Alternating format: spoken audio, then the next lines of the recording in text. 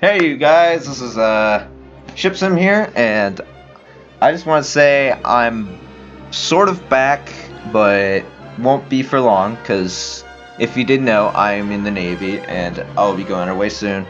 So, that's probably one of the reasons why I have never been able to talk in my videos. Lots of transportation issues, don't have a mic. This is basically the only mic I use is my laptop for right now. This is very temporary. Things will maybe change in the future. I don't know. So hopefully things will get better by the time. So in this video, we're going to be discussing on whatever happened to the famous steamer SS Seeandbee, which is probably one of the largest Great Lakes ships to ever be built on the lakes. So the vessel was built in 1912 by the famous designer Frankie Kirby. He also designed many other ships such as Eastern and Western States and the City Cleveland III. The ship was built in Detroit Shipping Company in Wyandotte, Michigan in 1912 for the Seeandbee Transit Company, and she was to be the largest ship in the Seeandbee fleet. Christened and launched on November 9th, 1912, the ship took several months to be completed.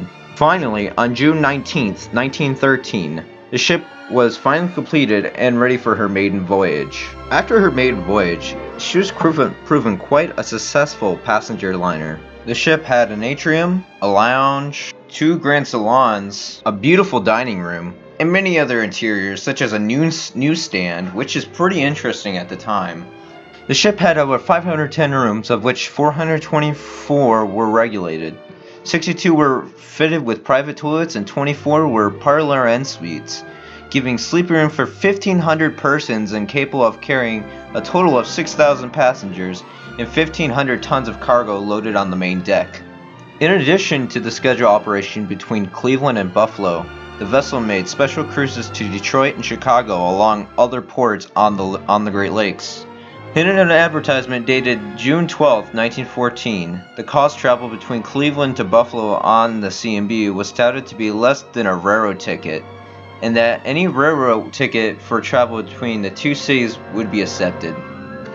After the height of World War I, passenger travel increased severely. The Seeandbee was offered more cruises than excursion and passenger travel. But then came the Great Depression. During August of 1930, Seeandbee Transit Company issued a $10,000 challenge to prove that the Seeandbee was the fastest on the Great Lakes. But the challenge was never accepted by other steamship companies. A few years later, in 1933, the Seeandbee went to the Chicago World's Fair to schedule a number of voyages around the Great Lakes. The ship would go to Chicago, Cleveland, Detroit, Mackinac Island, the Sioux, and many other places around the Great Lakes. Prior to her 1937 sailing season, the Seeandbee wanted a refitting. A large new ballroom was fitted in, and a number of staterooms was added and renovated as well. Things weren't looking too bad around the 1930s, but soon disaster hit. Well, it appears that everybody's ready. Growing popularity of automobiles, especially along the Cleveland to Buffalo route, the Seeandbee fell through hard times. In 1938, the line operated at a loss of $192,000, which is roughly around $3.4 million today, just before charges and other income. So, on May 27, 1939, a special shareholders meeting was held in Cleveland, at which shareholders voted 16,000 shares to 4,600 to liquidate the company. During that time period, the Seeandbee was left neglected. In March of 1941, the Chicago-based Seeandbee, led its president, Thomas J. McGuire, bought the Seeandbee, anticipating an increase in Great Lakes travel because of the wartime curtailment of ocean cruises. During her ownership in Chicago, the ship has a different appearance. Her hull was repainted from a green to a sort of bluish gray, I think. I don't know, it's really hard to tell in the pictures, but my best estimate would probably be gray. With her short-lived career for the Chicago-based Seeandbee Transit Company, the war broke out in America in December of 1941 due to the bombings of Pearl Harbor. The United States Navy bought the Seeandbee and converted it to an aircraft carrier called the USS Wolverine. She was slightly longer than her previous life, and a little bit wider too because of the flight deck.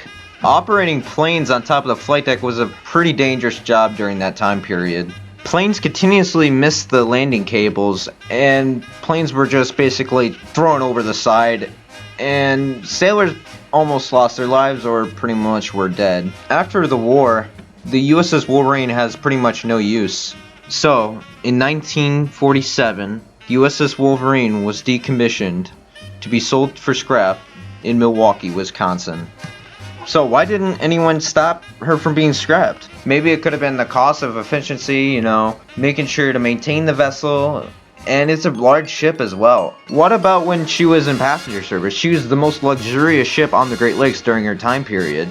I just think maybe it could have been the cost of keeping her up, maintaining, cleaning, all this other stuff. What could have been used for the Seeandbee or the Wolverine?